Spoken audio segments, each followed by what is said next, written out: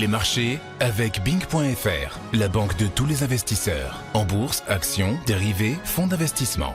Et en ce moment sur Bing.fr, 0 € de frais de courtage sur vos ordres de bourse et Pro Real Time offert jusqu'à la fin de l'année. Ouvrez votre compte sur Bing.fr, voir conditions sur le site.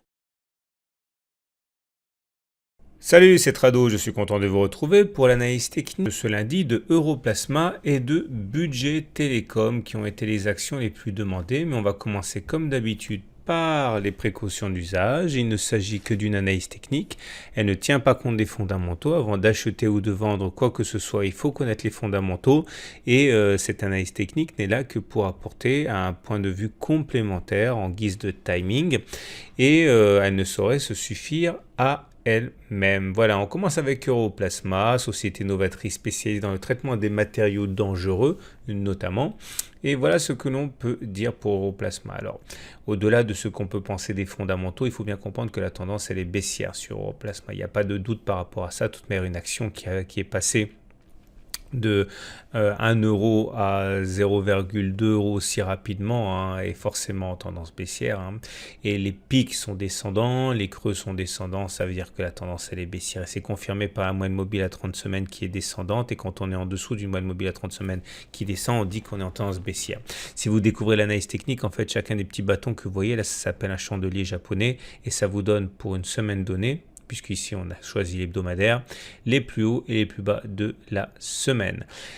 Alors, l'absence de volume que vous aurez constaté également montre bien le désintérêt actuel pour la valeur. Et c'est confirmé tout ça par l'Ishimoku dont il faut observer le nuage. Vous voyez, quand le nuage il est comme ça descendant et qu'on est en dessous du nuage, on dit qu'on est en tendance baissière. Donc voilà, tout converge pour Europlasma. La tendance n'est pas bonne. Néanmoins, si on envisage effectivement qu'il s'agisse d'une action bradée avec un potentiel, et bien justement c'est l'opportunité de construire une position sur la valeur en réduisant au maximum le coût par unité. Et voilà où on en est au niveau notamment des points de vue positifs. Parce que graphiquement, on a une vague de Wolf. Alors la vague de Wolf, c'est facile. Vous prenez 3 points bas, 3 creux, vous les nommez 1, 3, 5, il faut qu'ils soient alignés. Et vous nommez 2 et 4 les sommets intermédiaires entre 1, 3 et entre 3, 5.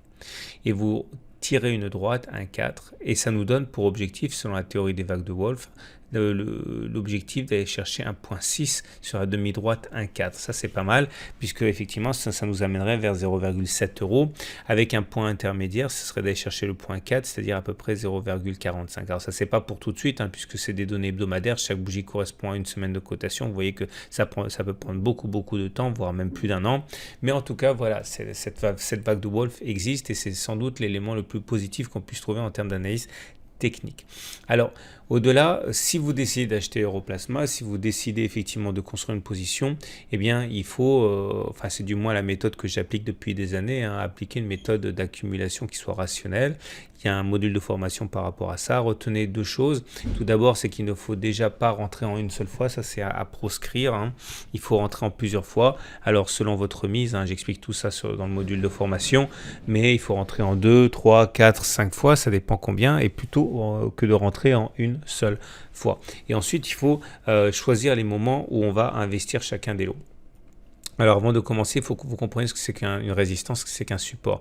Voilà, 0,47 c'est une résistance, 0,41 c'est une résistance. Pourquoi ? Parce que on voit que les cours n'arrivent pas à passer au-dessus. Donc ça s'appelle une résistance, comme 0,41, comme d'ailleurs 0,24. On a également 0,28 qui est une résistance, mais parce qu'en fait ça a été un support. Vous voyez comme les cours n'arrivaient pas à descendre en dessous. Et puis ça a été finalement cassé. Et à partir du jour où ça a été cassé, c'est devenu une résistance. Et il faut comprendre que c'est qu'un support. Un support, c'est 0,16 €. C'est ici. C'est un niveau qui a du mal à être cassé à la baisse. Alors l'idée, c'est qu'il s'agit d'optimiser les rentrées en utilisant au maximum ces graphes de retour sur support ou alors de cassure de résistance. Clairement, ça veut dire que si je devais acheter du Europlasma, eh bien, j'attendrais que l'on aille près de 0,16 € ou alors que l'on franchisse en clôture les 0,24 ou les 0,28. pas acheter aux alentours de 0,24 en dessous parce qu'on risque tout simplement de subir un tir de barrage. Donc voilà comment je rentrerai sur Europlasma tout en gardant à l'esprit que la tendance pour l'instant elle est baissière. Donc il faut être très prudent dans ces entrées. Il faut qu'elles soient fractionnées. On enchaîne avec Budget Télécom, société spécialisée dans les télécommunications et l'efficacité énergétique. Alors voilà où on en est avec Budget Télécom. Regardez le nuage là, il est plat. Le nuage, quand il est plat, ça veut dire que la tendance, elle est neutre. Ok. Et graphiquement, voilà ce que l'on peut dire. Là aussi, vous avez des supports et des résistances. Évidemment, les 7,4 sont résistances. Ensuite, vous avez les 6,5 qui sont résistances. Vous voyez comme on a réussi à passer en semaine, mais jamais en clôture. Les 6,1 sont résistances, évidemment. Et au niveau des supports, vous avez 5,1. Vous voyez, les cours n'arrivent pas à passer en dessous. Ou encore les 4 ou les 3,7. Donc l'idée, c'est que toujours dans l'idée d'un fractionnement, il ne faut pas acheter à n'importe quel moment. À titre personnel, si je voulais acheter du budget télécom, j'attendrais que l'on revienne sur 5,1, puisque c'est une zone de support sur laquelle on a des chances de rebondir, puisque c'est ce qui s'est passé les précédentes fois.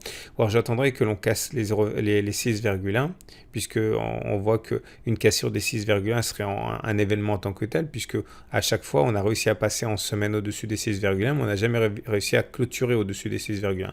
Et encore mieux, au-dessus des 6,5, ce serait encore plus significatif. Donc voilà comment je construirai une position sur budget télécom. Il ne me reste plus qu'à vous souhaiter une bonne journée. Si vous avez aimé ce que vous avez entendu, si vous avez trouvé ça accessible, simple, eh bien n'hésitez pas à revenir tous les jours sur mon site. Tous les jours, il y a des actions neuves qui sont analysées. Vous pouvez d'ailleurs me demander d'analyser vos actions. Donc, pensez à mettre dans vos favoris le site pour pouvoir vous former rationnellement à l'analyse technique et pas simplement bourse et côté. Et au-delà, n'oubliez pas également que si vous voulez vous former à cette méthode que je vous ai exprimée, eh bien, vous pouvez trouver le module de formation sur mon site. Ça s'appelle la méthode d'accumulation rationnelle. Voilà. Je vous souhaite une très bonne journée et à très bientôt et à demain en tout cas pour une autre analyse technique. Les marchés avec Bing.fr, la banque de tous les investisseurs. En bourse, actions, dérivés, fonds d'investissement. Et en ce moment sur Bing.fr, 0 € de frais de courtage sur vos ordres de bourse et ProRealTime offert jusqu'à la fin de l'année. Ouvrez votre compte sur Bing.fr, voir conditions sur le site.